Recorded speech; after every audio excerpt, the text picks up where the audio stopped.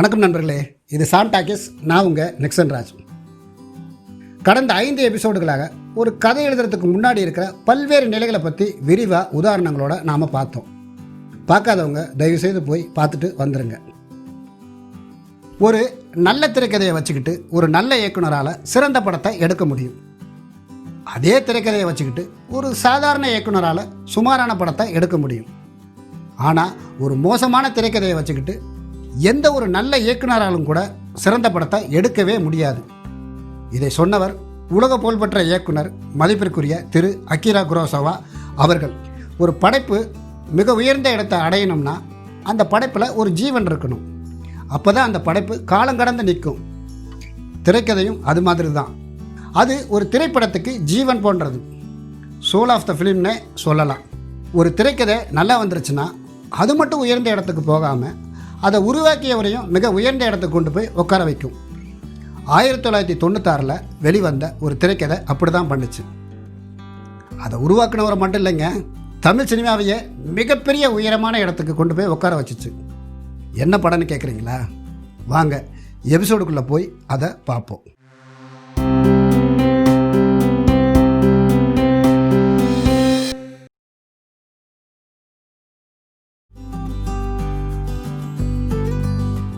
அப்படி இப்படி பார்த்துட்டு ஒரு வழியாக ரயில்வே ஸ்டேஷனுக்கு நாம் வந்துட்டோம். இப்போ கதைங்கிற ரயிலுக்குள்ளே நாம் ஏற போகிறோம். ஒரு ரயிலில் பல கம்பார்ட்மெண்ட் இருக்கிற மாதிரி கதையிலையும் பல கம்பார்ட்மெண்ட் இருக்குது. அது எல்லாத்தையும் ஒன்று ஒன்றா விரைவாக பார்த்துட்டு நம்ம திரைக்கதை பயணத்தை தொடங்கலாம். சிலருக்கு தோணலாம், ஏன் எல்லாத்தையும் இவன் இவ்வளோ டீட்டெயிலாக சொல்கிறான்னு. அகலமாக உழுவுறதை விட ஆழமாக உழுவணும், அப்போ தான் விளைச்சல் அதிகமாக இருக்குன்னு கிராமங்களில் சொல்லுவாங்க. இதுவும் அது மாதிரி தாங்க. ஒரு திரைக்கதைக்கான எல்லா மூலக்கூறுகளையும் நாம் தெரிஞ்சுக்கிட்டோம்னா அது மிகச்சிறந்த திரைக்கதைகளை நாம் எழுதுறதுக்கு உதவியாக இருக்கும். நான் முன்னாடியே சொன்னது தான், ஒரு கதையோட அவுட்லைனை 2-3 பக்கத்தில் எழுதிடலாம். ஒரு கதையை 15-20 பக்கத்தில் எழுதிடலாம். ஆனால் திரைக்கதையை குறைஞ்சது 120 பக்கத்துக்கு எழுதணும்னு.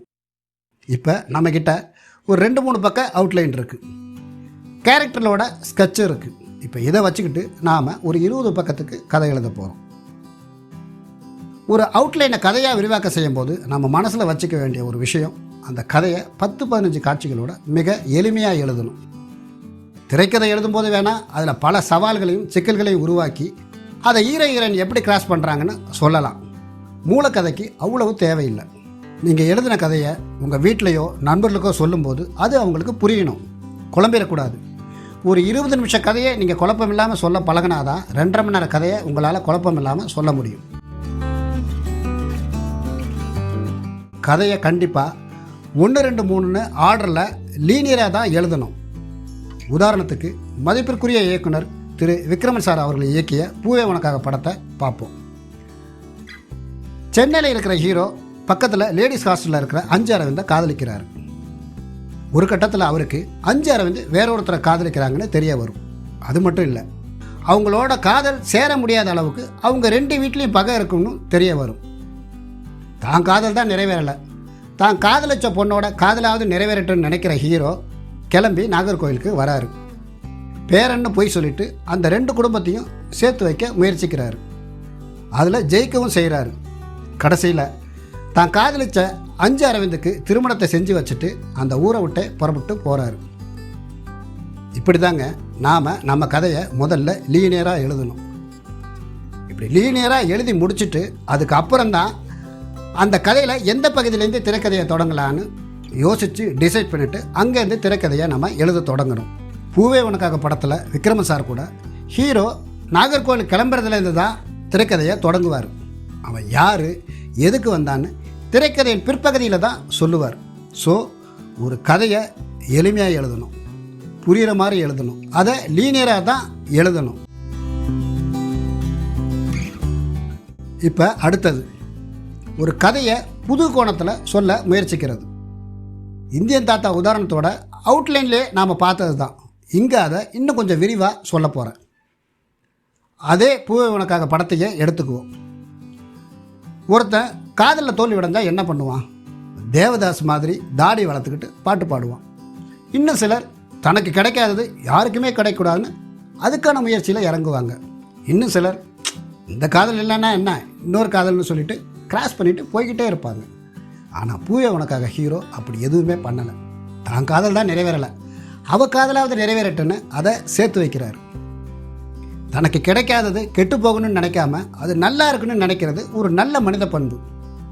எங்கிருந்தாலும் வாழ்கன்னு வாழ்த்திட்டு போகிறது ஒரு வகை. எங்கிருந்தாலும் அவன் நல்லா இருக்கணும்னு களத்தில் இறங்கி போராடி அவளை சந்தோஷமாக வாழ வச்சுட்டு போகிறது இன்னொரு வகை. இது புதுசு. தான் காதலிச்ச பொண்ணோட காதலுக்காக போராடுற ஒரு ஹீரோங்கிற அந்த ஒற்றை வரி கதையே ரொம்ப புதுமையாக இருக்கும். இது ஜனங்களுக்கும் ரொம்ப பிடிச்சிருந்துச்சு. அந்த படம் மிகப்பெரிய வெற்றி அடைஞ்சது. விஜய் சாரோட கேரியரை பாதையை மாற்றி அமைச்சதே பூவே உனக்காக படம் தான். இப்போ இன்னொரு படம் சொல்கிறேன். ஒரு ஹீரோவும் ஹீரோயினும் லவ் பண்ணுறாங்க. வில்லனுக்கு அது பிடிக்கல, ஹீரோவை கொன்னுடுறான். இப்போ ஹீரோ ஆவியாக வந்து வில்லனை பழி வாங்கணும், இல்லைனா மறுஜன்மை எடுத்து வந்து பழி வாங்கணும். இது ரெண்டுமே பழசு. மறுஜன்மை எடுத்து அவன் பெருசாக வளர்ந்து வந்து வில்லனை பழி வாங்கிறதுக்குள்ளே வில்லனுக்கு மட்டும் இல்லைங்க, ஹீரோயினுக்கே வயசாயிரும். அதனால் மதிப்பிற்குரிய இயக்குனர் திரு ராஜமௌலி சார் என்ன பண்ணார், வில்லனால் கொல்லப்பட்ட அந்த ஹீரோ மறுஜன்மை எடுக்கிறான், வில்லனை பழி வாங்குறான்னு புதுசாக சொன்னார். யதார்த்தம் இல்லாத கற்பனையான ஃபேண்டசியான திரைப்படம் தான். ஆனால் திரைக்கதையும் காட்சிகளும் ரொம்ப புதுசாக இருந்துச்சு. இப்போ 1996 வெளிவந்து தமிழ் சினிமாவை வேறொரு உயரத்தை கொண்டு போன சாதனை படைத்த அந்த புதுமையான திரைப்படத்தை பார்ப்போம். அந்த மதிப்பிற்குரிய இயக்குனர் 90களில் சில படங்களுக்கு கதை எழுதியிருந்தார். 2 படம் டைரக்ஷன் பண்ணியிருந்தார். ஒரு நாள் அவர் தமிழ் இலக்கியங்களில் ஒன்றா படிச்சுக்கிட்டு இருந்தார். அதில் கோப்பெருந்தேவர் பிசராந்தியர் பற்றின ஒரு கதை இருந்துச்சு. பார்க்காமலே நட்பு வளர்த்த அவங்க கடைசியில் தான் சந்திச்சுக்கிட்டாங்க. இதை படித்த உடனே அந்த இயக்குனருக்குள்ள ஒரு ஐடியா ஸ்பார்க் ஆச்சு. உடனே அவர் அந்த ஐடியாவை விரிவாக்க செஞ்சு கதை திரைக்கதையாக எழுதினார். சில தயாரிப்பாளர்களை சந்தித்து அந்த புதுமையான கதையை சொன்னார். யாருமே அதை ஏற்றுக்கல. பார்க்காமலே ஹீரோ ஹீரோயின் லவ் பண்ணுறாங்களா, கடைசியில் தான் சேர்றாங்களா, பார்த்து லவ் பண்ணாவே படம் சரியாக போக மாட்டேங்குது, அதில் பார்க்காமலே வேறையா, இது தேராதுன்னு சொல்லிட்டு அந்த கதையை முழுசாக கேட்காமலேயே நிறைய பேர் நிராகரித்தாங்க. ஆனால் ஒரு தயாரிப்பாளர் மட்டும் அந்த வித்தியாசமான புதுமையான கதைக்கு ஆதரவு கொடுத்தார், திரைப்படமாக தயாரித்தார். அந்த படம் வெளிவந்து மிகப்பெரிய வெற்றி அடைஞ்சிச்சு. அந்த படம் திரு அஜித் சார் தேவயானி மேடம் நடித்த காதல் கோட்டை. அந்த திரைப்படத்தை எழுதி இயக்கியவர் மதிப்பிற்குரிய இயக்குனர் திரு அகத்தியன் சார் அவர்கள். அந்த படத்தை தயாரித்தவர் மதிப்பிற்குரிய திரு சிவசக்தி பாண்டியன் சார் அவர்கள். அந்த ஆண்டுக்கான தேசிய விருதுகளில் சிறந்த திரைக்கதை, சிறந்த இயக்குனர், சிறந்த தமிழ் படம்னு 3 விருதுகளை காதல் கோட்டை படம் ஜெயிச்சிச்சு. அது மட்டும் இல்லைங்க, தேசிய விருதுகள் ஆரம்பித்த நாள்லேருந்து தமிழ் சினிமா சார்பாக முதல் முறையாக அகத்தியன் சார் சிறந்த இயக்குனருக்கான விருதை வாங்கினார். அந்த பெருமையும் காதல் கோட்டை படத்துக்கு தான் கிடச்சிச்சு. ஒரு நல்ல திரைக்கதை, புதுமையான திரைக்கதை, அதை உருவாக்கியவரை மட்டும் இல்லைங்க, தமிழ் சினிமாவையே ஒரு மிகப்பெரிய உயரமான இடத்துல கொண்டு போய் உட்கார வச்சிச்சு.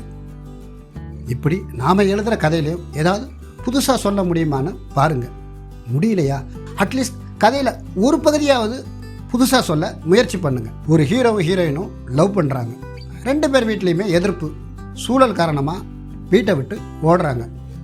இது மாதிரி எவ்வளவு கதை, எவ்வளவு படம் நம்ம பார்த்துருப்போம். ஆனால் இதே மாதிரி ஒரு கதையில் கடைசி 20 நிமிஷத்தை மட்டும் புதுசாக சொன்னாங்க. வீட்டை விட்டு ஓடிப்போன அந்த காதலர்கள் யோசிக்கிறாங்க, எதுக்காக பெற்றவங்க நம்மளை துரத்துறாங்க? நம்ம மேலே உள்ள அளவு கடந்த பாசத்தால் தானே. இப்படி யோசித்த அவங்க பேசிக்கிட்டு பிரியிறாங்க. அவங்கவுங்க வீட்டுக்கே திரும்புகிறாங்க. தங்கள் மேலே வச்ச பாசத்தால் பிள்ளைங்க திரும்பி வந்ததை பார்த்து பெற்றவங்க சந்தோஷப்படுறாங்க. ஆனால் வந்த பிள்ளைங்க சந்தோஷமாக இல்லைன்னு உணரும்போது அவங்கள சேர்த்து வைக்கிறாங்க. நான் எந்த படத்தை பற்றி பேசிகிட்டு இருக்கேன்னு உங்களுக்கே நல்லா தெரியும். மதிப்பிற்குரிய இயக்குனர் திரு ஃபாசில் சார் அவர்கள் இயக்கிய காதலுக்கு மரியாதை படத்தை தான் நான் சொல்கிறேன். மனித உணர்வுகளின் மேன்மையை அற்புதமாக சொன்ன அந்த லாஸ்ட் 20 மினிட்ஸ் திரைக்கதை அவ்வளோ புதுசாக இருந்துச்சு, யதார்த்தமாக இருந்துச்சு, மனசுக்கு ரொம்ப நெருக்கமாக இருந்துச்சு.